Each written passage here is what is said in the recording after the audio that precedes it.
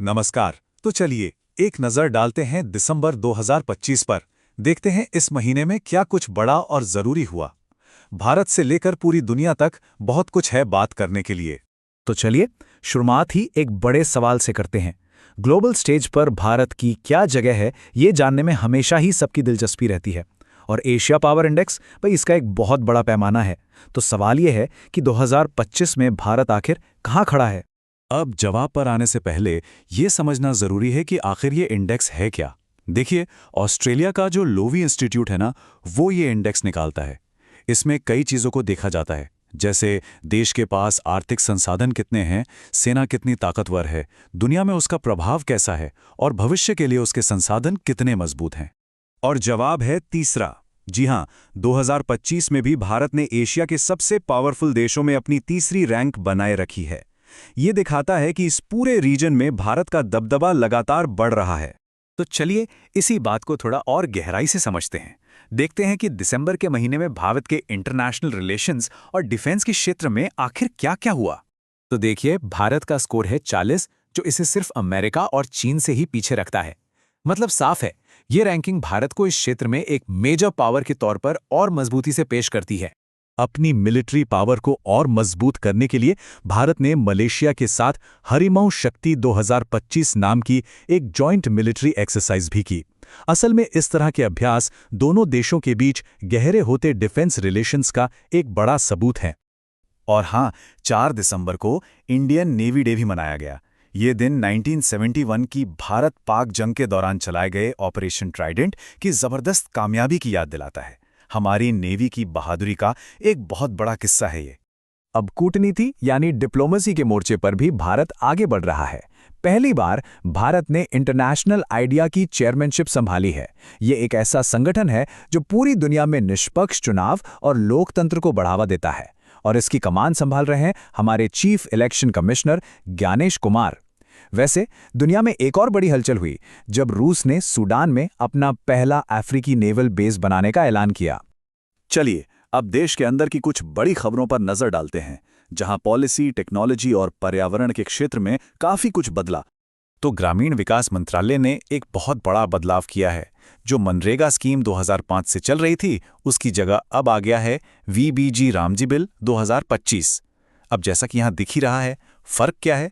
पहले 100 दिन के काम की गारंटी थी, जो अब बढ़कर 125 दिन हो गई है। और अब फोकस सिर्फ रोजगार पर नहीं, बल्कि पानी की सुरक्षा जैसे 4 खास एरिया पर रहेगा। और अब टेक्नोलॉजी की दुनिया से एक जबरदस्त खबर। भारत ने अपना पहला पूरी तरह से स्वदेशी 1.5 टेस्ला एमआरआई स्कैनर बना लिया है। ये वाकई एक बहुत बड़ी कामयाबी है। इस स्कैनर की खासियतें तो सुनिए, कमाल की हैं। इसे बेंगलोर के एक स्टार्टअप वॉक्सल ग्रिड्स ने बनाया है। इसमें helium free dry magnet technology का इस्तेमाल हुआ है। और सबसे बड़ी बात, ये बाहर से आने वाली मशीनों के मुकाबले करीब 40% सस्ता है। इसकी पहली यूनिट नागपुर में लगाई भी जा चुकी है। पर्यावरण के लिए भी एक अच्छी खबर आई है। राजस्थान की जो खूबसूरत सिलीसेट झील है, उसे अब भारत की 96वीं रामसर साइट का दर्जा मिल गया है। मतलब अब ये अंतर्राष्ट्रीय स्तर पर एक महत्वपूर्ण वेटलैंड बन गई है। चलिए अब बात करते हैं अर्थव्यवस्था की, और साथ ही जानेंगे स्पेस से आई एक बहुत ही रोमांचक खोज के बारे में।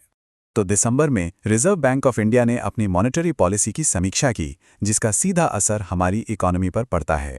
तो आरबीआई ने रेपो रेट में 25 बेसिस पॉइंट्स की कटौती कर दी है। इससे जो नया रेट है वो हो गया है 5.25%। आसान भाषा में समझें तो इस कदम से लोन सस्ते हो सकते हैं और अर्थव्यवस्था को एक बूस्ट मिल सकता है। और अब विज्ञान की दुनिया से एक ऐसी खबर जो सच में हैरान कर देगी।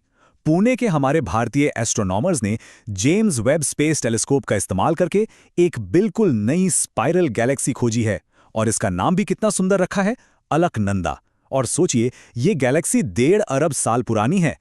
चलिए अब रुख करते हैं खेल की दुनिया का, जहां दिसंबर का महीना भारतीय टीमों और खिलाड़ियों के लिए वाकई शानदार रहा। तो क्रिकेट में झारखंड ने पहली बार सैयद मुश्ताक अली ट्रॉफी जीतकर इतिहास बना दिया। हॉकी की बात करें तो भारतीय team Sultan Azlan Shah cup में रनर अप रही। और फुटबॉल को जमीनी स्तर पर बढ़ावा देने के लिए महाराष्ट्र ने प्रोजेक्ट महादेव लॉन्च किया है।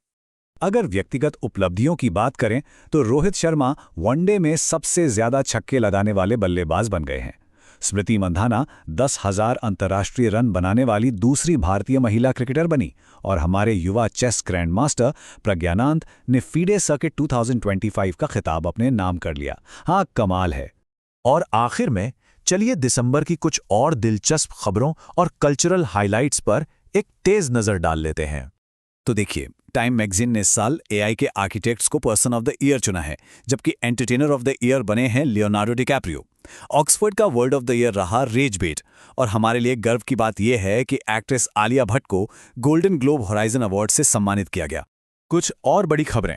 केरल के कोल्लम में भारत की पहली 24/7 ऑनलाइन अदालत शुरू हो गई है। पटना में देश का पहला पावर म्यूजियम बनाया जाएगा। क्रिकेटर हरमनप्रीत कौर पीएनबी की पहली महिला ब्रांड एम्बेसडर बनी है।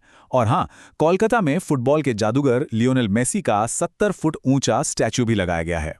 तो ये थी दिसंबर 2025 की कुछ बड़ी झलकियां। इन सारे बदलावों को देखकर एक सवाल मन में जरूर आता है ना, कि जैसे जैसे टेक्नोलॉजी, पॉलिसी और दुनिया में भारत का प्रभाव बदल रहा है, आने वाले साल 2026 की सबसे बड़ी कहानी क्या होगी? सोचिएगा जरूर। हमारे साथ जुड़ने के लिए बहुत बहुत शुक्रिया।